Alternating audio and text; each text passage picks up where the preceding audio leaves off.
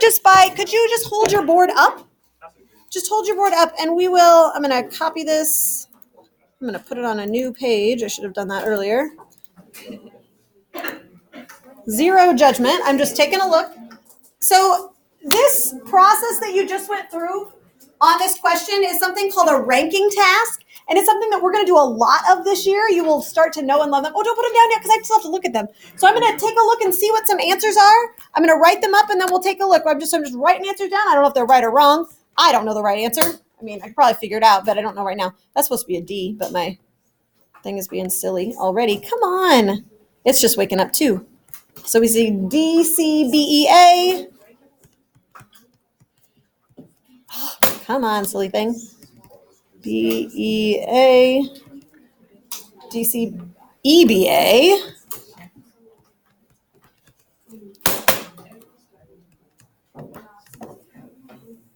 C equals D.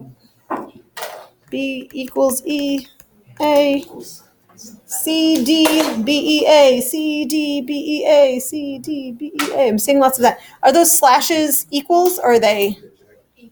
Equals. So that's kind of like this one? Okay. So we got a couple calls on that one. C, D, B, E, A. C, D, E, B, A. Bam. C and D, B, E. Blah, blah, blah, blah, blah. C and D, B, E. All right. So it looks like we've got kind of a mix of opinion. I like that. That's awesome. All right. So what's the right answer? Now you've kind of committed, but I haven't said, oh, this group said this and oh, this group said this. I need you guys up here. I need your brains up here because we have 3 answers, only one of which might be correct, right? Okay. The right answer might not be up there. I don't know. Okay. I don't have it memorized because it's more fun to do it this way. So somebody talk with me. Give me advocate for something. And it doesn't have to be one of these big ones. Like if you think that 2 things are equal, you can tell me why. Or I think that something is the smallest and tell me why. Give me a hand in the air. Who's got something? Some sort of idea. Otherwise, I'll just start calling people because I can totally do that too. You're like, oh man, not me. Oh man, not me. Corey, what's one thing that you guys know? A is the smallest because it has no slope. A is the smallest because it has no slope. I love it. Thank you. A is the smallest. Everybody can agree. Now, is there any line that could be drawn on here such that A would not be the smallest?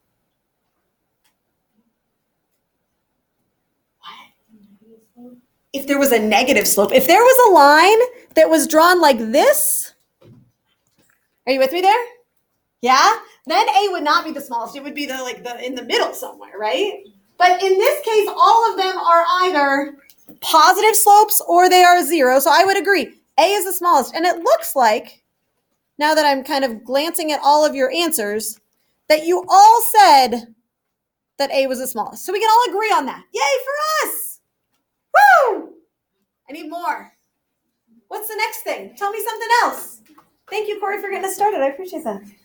All right. How about, I don't know. I don't remember who I call on all the time. Yes, go for it.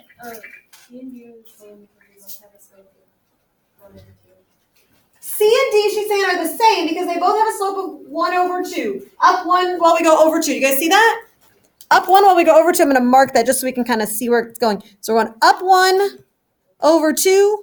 Up 1 over 2. Does it matter that D is down lower than C? No. They have the same slope. They have different y-intercepts, right? And so if we're going to write the line of the equation, we'd have to include that. But that kind of makes sense that they have the same slope. And since we're graphing slopes or we're, quantifying slopes, what do you guys think? Does that kind of make sense? Yeah.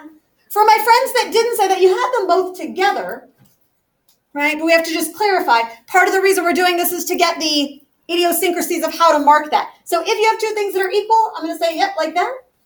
Now, how do C and D compare to the other 2? You have B and E, E and B, B and E. Who's got some solution for that?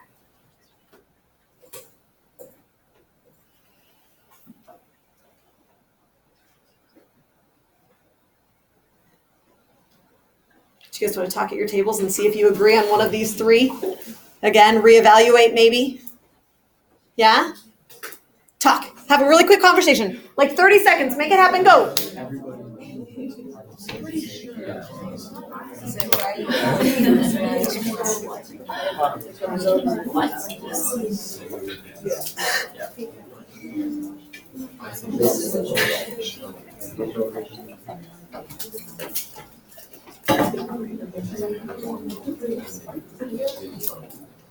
you guys come up with something, Ashley? What did you guys decide? The third one. The third. You agree with the third one. Can you tell me why? Because B and E have the same slope. Yeah, they both go up 1 and over 4, right? You all see that? Yeah, I feel like that's what the kind of conversation I was just hearing. So up 1 for over 4. Up 1 for over 4. So the slope for E and B is 1/4. The slope for C and D is 1/2. So we just have to make sure that we agree that 1/2 is bigger than 1/4 is bigger than 0.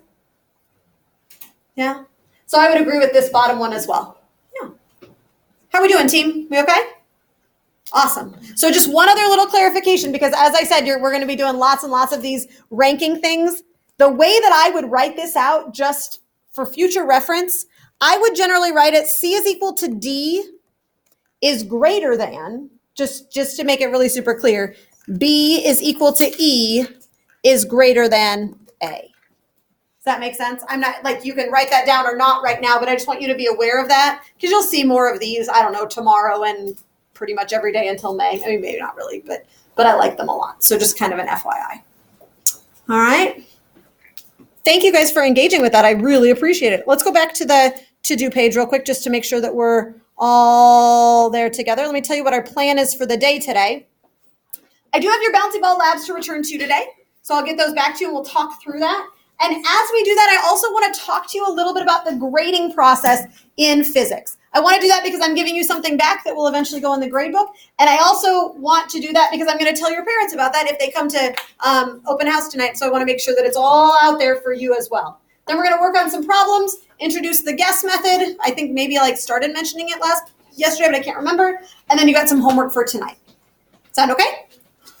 All right. So I'm going to start handing back labs real quick. While I'm doing that, if you would get out your green lab sheet, that would be great. I'm going to put the lab rubric kind of edited the way that we used it so that you can look at this as I'm handing back your labs. Okay?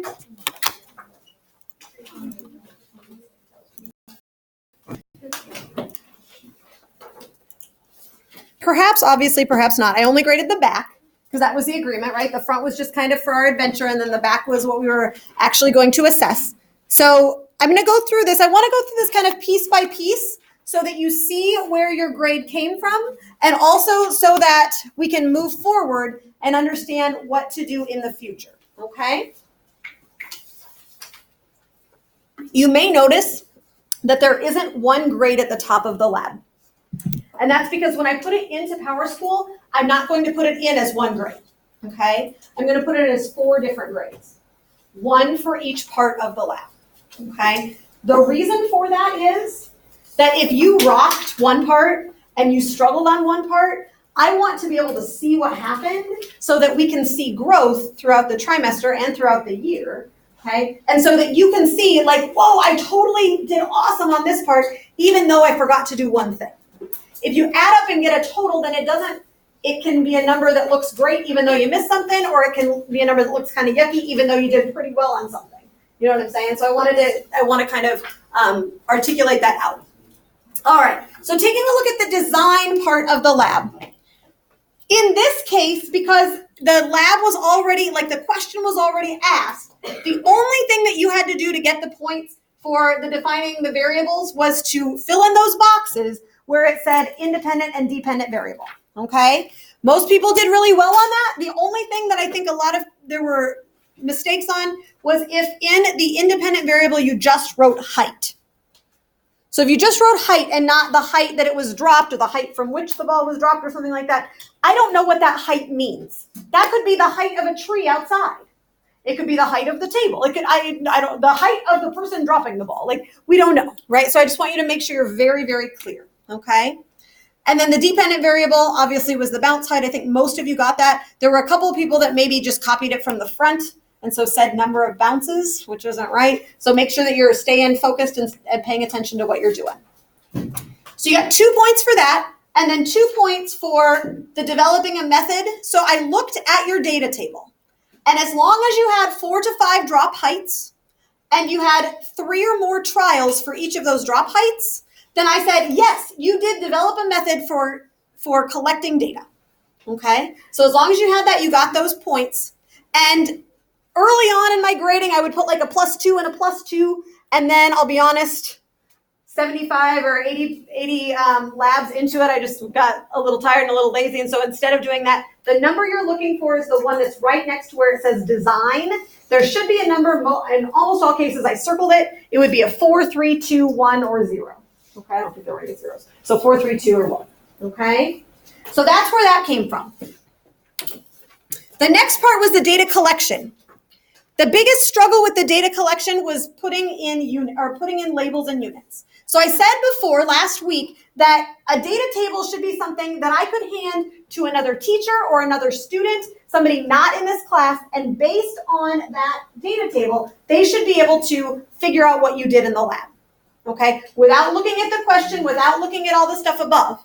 So you needed to have both height dropped or something like that in centimeters and height bounced in centimeters, in addition to the trial 1, trial 2, trial 3. A lot of people put the height dropped, but then didn't put height bounced.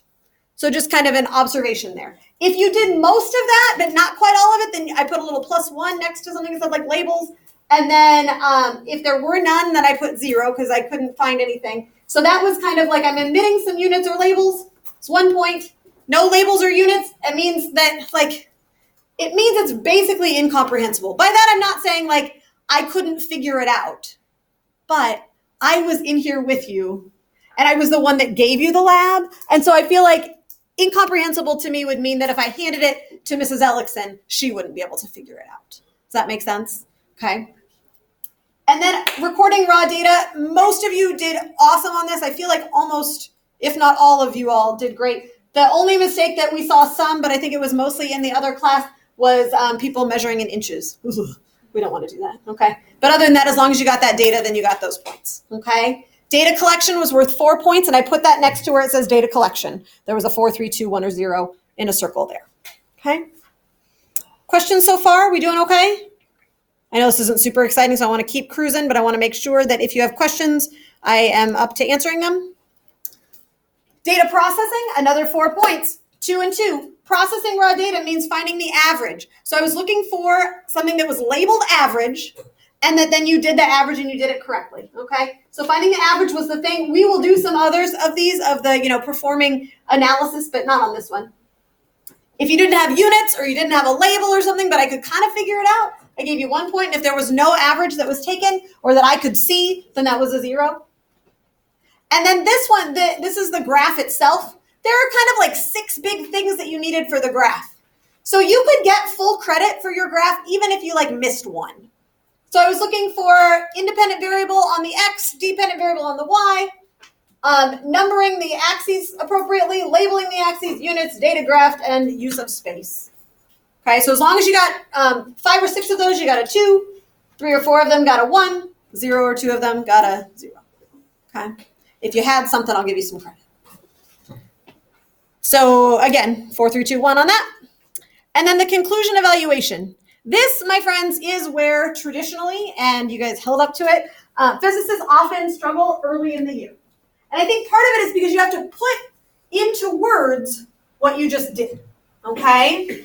So the conclusion and evaluation section, I'm looking for 4 big things. And I figured this is why I wanted you to get your green sheets out, because you might want to underline some things or highlight some things on that green sheet. There are 4 big things that I'm looking for. I'm going to highlight them here. They're also listed, but let me just throw them in there. So you state a conclusion, and that conclusion needs to answer the question that's being asked. There were a couple of people that wrote some sort of thing in the conclusion section, but it wasn't really answering the question. Reminder that the question was, what relationship, if any, exists between the height from which a ball bounces, or is dropped, and the height it bounces? So that's the question we're trying to answer. So that's one point, is the conclusion. The second point is that it includes a reference to the data, okay? This was one that we struggle with, and we will get better, okay? But I'm looking for you to actually reference the data. So you can say, I noticed that as the height from which is released, the height it bounces to is higher, or something more eloquent than that. And you say, because when I dropped it at 50 centimeters, it bounced to 30. When I dropped it at 40 centimeters, it only bounced to 25, or something like that. Be specific. You can also say, because on my graph, it had a positive slope, right? That would also indicate what we're seeing. But it has to be a specific reference to data. This backs this up. The other way that I've said this a lot of times in the past is that you shouldn't be able to write the conclusion before you do your data analysis. If you can write the conclusion before your data analysis, it's not a good conclusion. Okay? So conclusion, references data, that's 2 points. And then you have to evaluate your lab. How did it go? What might have gone wrong? Some of you got really great data, and that's awesome. But every science experiment can be improved, okay? And that's what I want you to think about, big picture, okay, is what weaknesses or limitations did it have? And number 4 is the improvements. Let me just write this down, and then I will absolutely answer your question. Okay, yeah, go ahead. Can you give an example about how to write an evaluation? Sure, yeah. So your conclusion may say something like we said about, as the height that it's released, from the height it bounces to this and blah, blah, blah, data. And then you can say the data, or maybe like there may have been some errors in our data collection because it was hard to see the height to which it bounced because it happened so fast. Like that was, I think, one of the hardest things in this particular lab. Does that make sense? And then I want you to think a little bit more about what could we do to improve that, right? And it's important not to do because it says realistic improvements. So sometimes people are like, if we all became cyborgs and we all blah, blah, blah, that's not realistic. But maybe could we have tried to take a picture of it to see how high it went? Or maybe have 2 people measure it, something like that. Does that answer your question? Thank you for asking. I appreciate that. How are we doing, team? Are we okay so far? Okay. So the whole game with this entire year, you guys, is about learning and improving and getting better. Okay. In some science classes and in some classes, you can do redos on labs. What we have decided this year is that we're not going to do redos on this particular lab, but most of the labs that we do are going to be based on this exact same rubric. And the way that standards or kind of understandings-based grading works is that I'm going to assess your design multiple times this trimester, okay? And based on all of those, you will get a score. So if you got a 3 this time and you're like, but I can do this, then the next time we do this, do it. And then the next time we do it, do it. And if you can show me, if you got a 3 and then a 4 and then a 4, I'm like, I think they get it, right? They've learned it, and that's what I want. As a teacher, I just want you to learn physics. That's my job, and that's what I want for you, okay? Let's say that you only got a 1. And I'll be honest, there are a lot of people in physics right now who just got a 1 on this. It's okay, all right? It's absolutely fine, because I am confident that the next time you have the opportunity to write a conclusion, you're going to do it better, aren't you? Because you're going to learn from what we just did, and you're going to learn from this conversation, and there'll be growth. And so if you get a 1 and then you get 3 4s in a row, I think you got it, right? That's what I'm going for. So the scores that I just gave you on this, I've recorded, and I will put into PowerSchool, but they will not go into any calculated grade yet. Okay, so I've not put them into PowerSchool because I always want to give things back to you before I put things in. But there will not be a calculated grade for a little while until I've got more data that I can use to draw a conclusion. Okay, because you're going to be good at conclusions. You're just maybe not there yet, and that's just fine. Okay, is that making sense? So I don't want you to stress. I want you to use it as a learning opportunity. Okay? I want to talk at you just for another couple of minutes, but not too many because it's really not super exciting. But I do want to be clear with you about kind of how the standards or understandings-based grading happens. Okay? I will tell you about this lots of times throughout the year. And the first thing that I want you to know is that if you have questions or if your parents have questions, please ask me. Okay? So this whole idea comes from some education people, like people that get paid to think about education and think about schooling and think about student motivation and student learning. And the existence that you have all had in school and the existence that I had in school was that the way that you succeed in a class is just to rack up points. Are you with me? Right? You get points, you get points, you get points, you get points, and as long as you have enough points versus the amount of points that were possible, then you get an A, right? It's just 90, 80, 70, 60. Bang. Right? The problem with that is, and we all know this, is that you can be really, really, really smart, right? And just not do well on a test. And that can totally cheese you. You with me there? Okay. You can also be really, really, really, really lazy and just not do any of the homework and so then get a really, really bad grade just because you didn't do homework. And if you're that kid, I want you to think about that. Maybe you or maybe isn't you. If you're one of those kids that takes a test, you do great on the test, but you don't do it, like you don't play the game of school, so you get a D in the class. Does that mean you don't understand the stuff?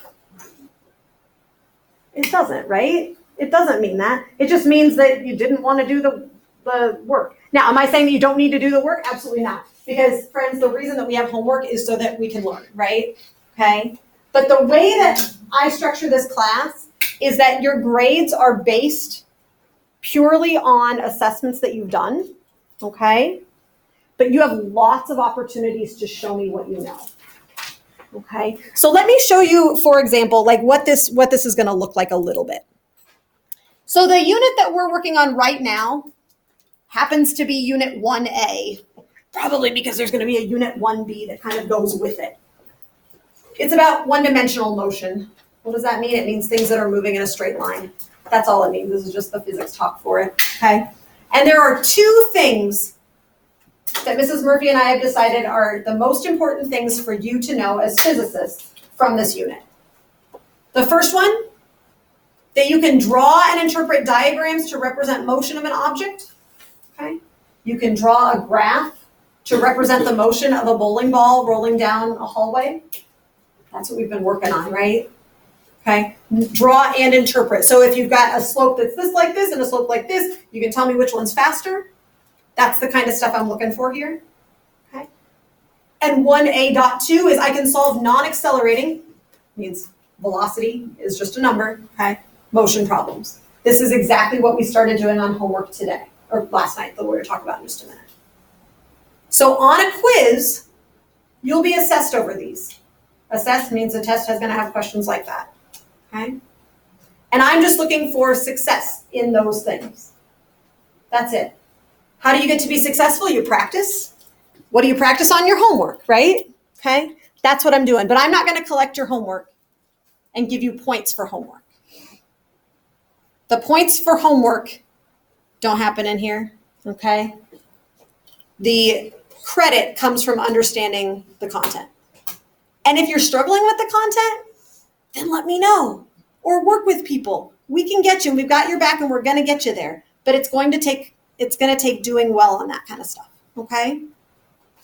I did this last year with my physics students, and by and large, they liked it. Some of them were like, it feels a little funny because it's different from what we've done for the last 10 years of our, schooling career. But this is kind of honestly like what you did in elementary school. Do you remember when you were like in kindergarten, first grade? Probably not. Like your report cards was like, can count to 20, check, right? Can add, such and such, check. Can tie your shoes, check. And it wasn't try to tie your shoes 17 times. Like you don't get credit for trying 17 times. You get credit when you can do it. That's what we're going for, okay? This will all manifest itself a little bit more once we do some assessments, but I just wanted to give you a heads up as to what this is going to start looking like. Okay. Does anybody have questions right now that you want to ask me? If something comes up, let me know. Email me, talk to me, raise your hand in class, whatever. I'm happy to answer it. I believe in this, and this is why we do it, because I think it's really good stuff, but it is a little bit different from what you've seen in the past. All right. Go ahead and put that lab away. Go ahead and put that lab sheet away. Pull out your notes. Pull out a calculator. We are going to go over homework, but we're going to do a couple of problems first. Okay?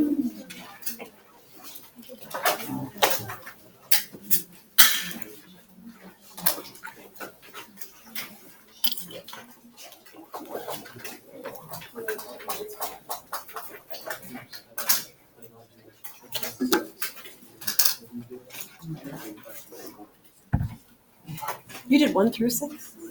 No, okay. Well, overachiever. All right. So just a friendly reminder in case it's, you haven't been thinking about this for the last 24 hours. Distance is how far an object travels. Displacement is a change in position. Speed is just distance over time, and velocity is this thing that we called speed with direction. And we put a box around this because this is the equation we're going to use. Okay? We are going to start a couple of problems. Does this look like what we did yesterday? Does this look like your stuff, or did we get that far? I can't remember in this class. We started. We wrote this down? Yeah. Yeah. So we started talking about the guess method. We started with the G and the U. So we got our givens, and we got our unknown, but then the bell rang. Yeah. Stupid bell. Jeez, always getting in the way of physics. Oh, all right.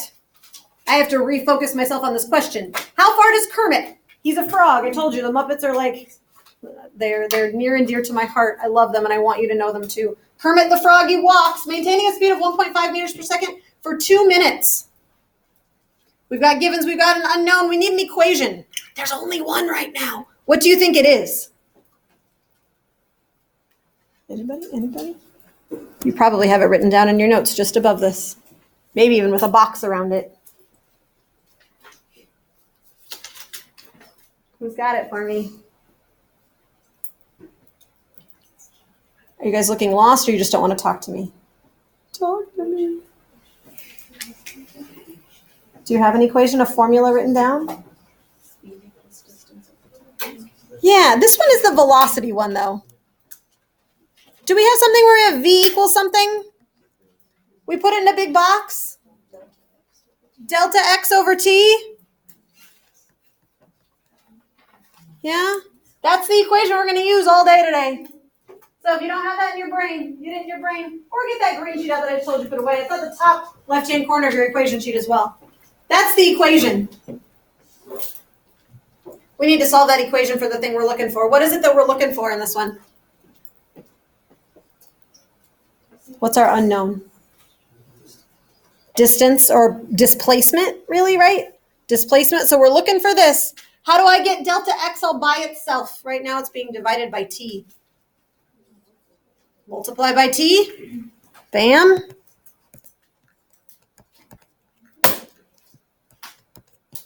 Multiply by T. And so then I can plug things in. So now we're doing the substitute. Substitute. I've got 120 seconds. Come on, silly thing. Times a velocity of 1.5 meters per second. So I've got my time, I've got my velocity. You've got a calculator in front of you, or maybe you can do that in your head. Either way, what are we getting for an answer? Plug it in, friends. Do it, go. Everybody gets the opportunity. Everybody has the opportunity to do this. In fact, I want not even an opportunity. Do it. This one's pretty easy. It may seem like I'm dumbing things down, but I'm not. I'm just trying to take it step by step because I don't want to freak anybody out. Check with your table mates. Once you've got an answer, put it on your board, hold it up so I can see it. Oh, look at you with your units. Oh, yeah, add some units. Woo-woo.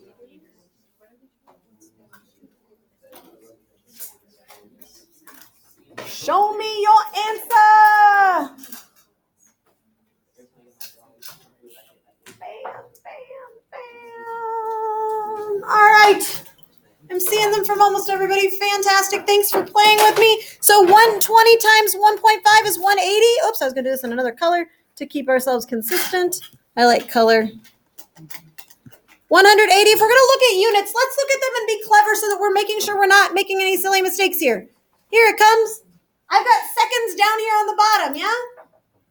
I've got seconds up here. What happens to those seconds? Say bye-bye. Catch you later. What am I left with? Meters. Which is good because it said how far. How far is a displacement? That's a measurement in meters. How are we doing? We okay? Fantastic. Here's another one. Question number 2. How long will it take Miss Piggy to run 2 kilometers if her average speed is 2.8 meters per second? Again, I know these problems are very straightforward. I want you to take it step by step. So right now I see lots of pencils moving, and I'm really hoping that those pencils are writing down a list of what? Givens. So if you're not writing a list of givens down, do it right now. Okay, I'm going to do it too, but I want you to try it first to make sure that you know what you're doing. So you're going to look at that problem and see what you know. Once you think you have a list of givens written down, talk to your table, compare with them. How many do you have? Oh, I've got that many too. What are they? Okay, have that conversation real quick. Then we're going to touch base as a group.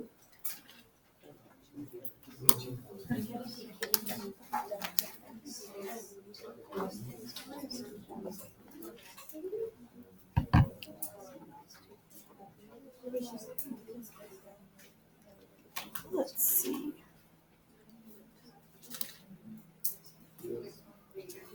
Chris, how many givens do you have written down?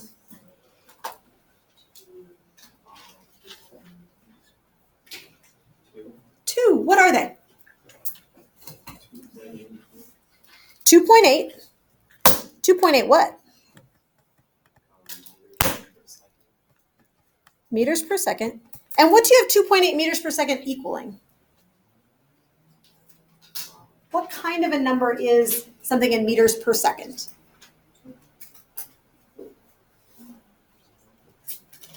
This is the game. Can I help them out? It is a velocity. So this, friends, is where things can get a little bit tricky and a little bit dicey, which is why it's imperative. Do you know what imperative means? Important. You must do it. Okay? You need to be able to identify what each kind of number is, and we usually do that by looking at the units. 2.8 is meters per second. It's velocity. All right, so that's that one. What other given do you have written down? Melissa, do you have another one written down?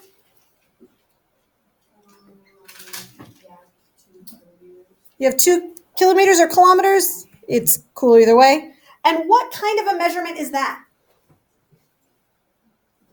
It's distance, yeah. And in this case, remember yesterday I was kind of like distance versus displacement. We're going to talk about displacement most of the time, okay? So I'm going to leave it as displacement just so that it's matching your equation sheet. So I'm going to write that as delta x. So she traveled 2 kilometers, average speed of 2.8 meters. A little trick here is that we need to check our units. This is in meters per second. This is in kilometers. Do those play nice together or no? They do not. What do we need to do? Convert. Yeah. So 2 kilometers. Okay, let's think that out. Let's not just try and do it too fast. Let's multiply by a form of 1. What goes on the top? What goes on the bottom? 1 kilometer on the bottom. Absolutely. And how many meters are in a kilometer? I don't remember. If that's you, look on your green sheet. It's right there, right? It'll tell you. There are 3 zeros, so that means it's 1,000 meters. 2 kilometers times 1,000 gives me 2,000 meters. Bam, givens are done. We are 1/5 of the way there. Yes. Unknown, that one's going to be faster. What is the unknown? What is the thing you don't know in this one? Time. We don't know the time. It says how long. How long is the key to saying we don't know time? 1, 2, 3, we've got them. Now we need an equation. There's only one equation right now. What is it?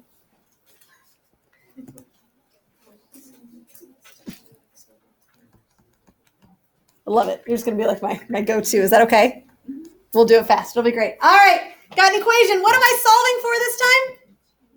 T. T lives down in the denominator. Wah, wah. That's okay. We can get it. How are we going to get T to the numerator? Anybody know? Multiply by T. Multiply by... Oh my goodness. This thing is ridiculous today. Now it's in the numerator, but it's not by itself anymore. How do I get it all by itself? Divide by what? Divide by V. So T, jeepers creepers, is equal to delta X over V. For my mathematically minded, algebra-minded people, you do not have to show me this entire process. If you write the dark green equation down, and then you write the light green equation down because you can just see that, cool. If that doesn't work in your brain because your brain does not work that way, we still love you and you can still absolutely do this. Just go through the steps to get there. Totally fine. No judgment. Everybody gets to do physics today. All right? We're going to do some substitution. Delta X is 2,000. V is 2.8. I should have said 2,000 meters, excuse me. 2.8 meters per second. Now you get your calculator out. Now you plug it in. Do it. Check with your table mates. Put it on your board so I can check it too.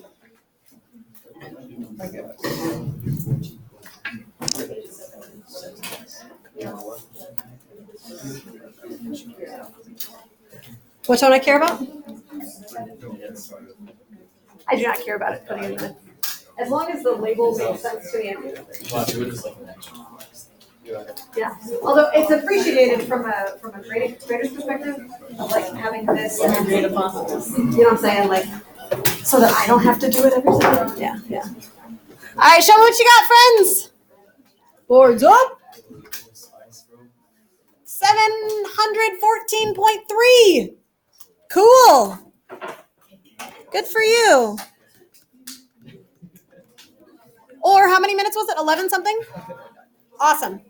All right, friends, thank you so much. We will go over some more homework tomorrow. This is your homework tonight.